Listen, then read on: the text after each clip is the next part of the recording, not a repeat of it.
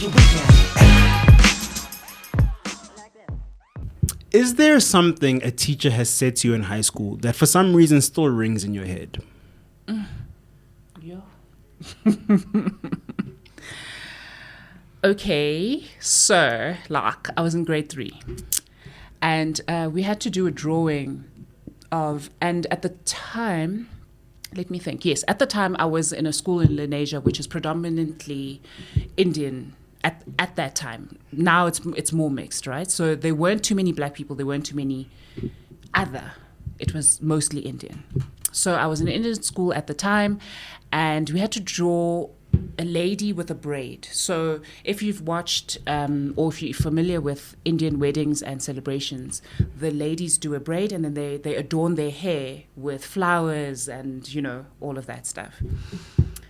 And I drew one, and it was really, really good. So the teacher called another teacher.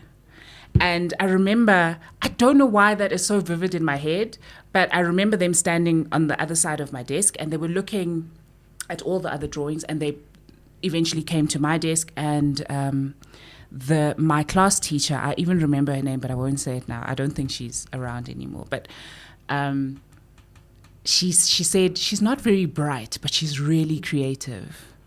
And that is in grade 3. Grade 3 is how old? Aren't you like 9, 10? That's very young. And I remember that stuck with me. And my gosh, I've never repeated that. Now you see, the tears are coming. I've never repeated that to anybody. I don't think I told my parents. And I only told one lady who was in church, and I was trying to encourage her. She was going through something, and I told her that. It was my first time speaking about it. And now, well, the world knows. So wow. That's what she said to me. Well, she didn't say it to me. She was telling the other teacher.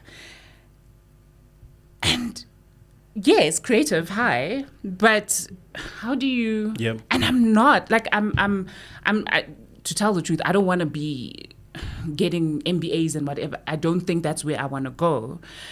But you don't say that in front of a child. Yeah. You don't say it in front of anybody because you don't know how that's going to impact them. So that's one thing. Wow. You guys? Yep. So on my end, it's not something that they particularly said, but like what they did, which has kind of impacted my life.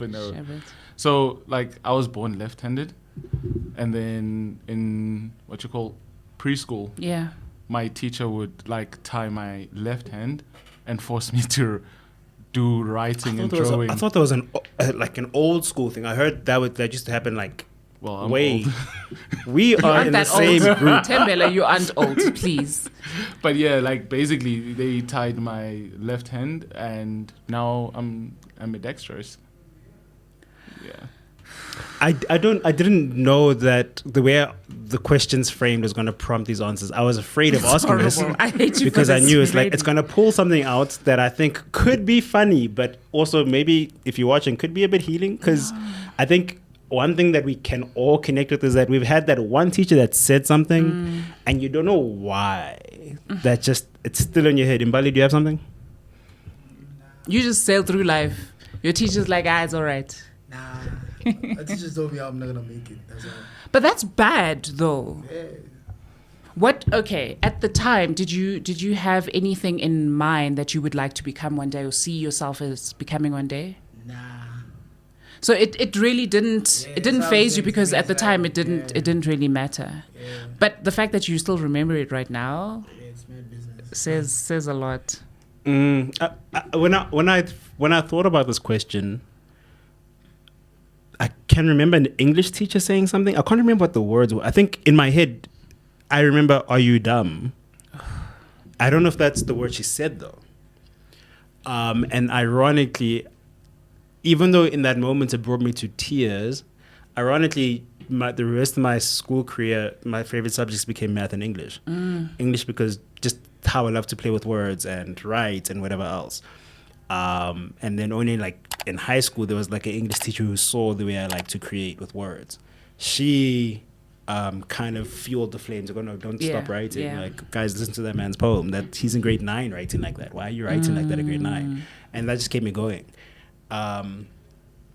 Yeah, I think it was in primary school and someone said something that's like, I don't know why that marked me, but I just can't remember what those words were. And I'm just wondering for those online, like, hopefully you have the courage as you're watching this. What was the thing that was said that still rings in your head today? You're watching before you weekend.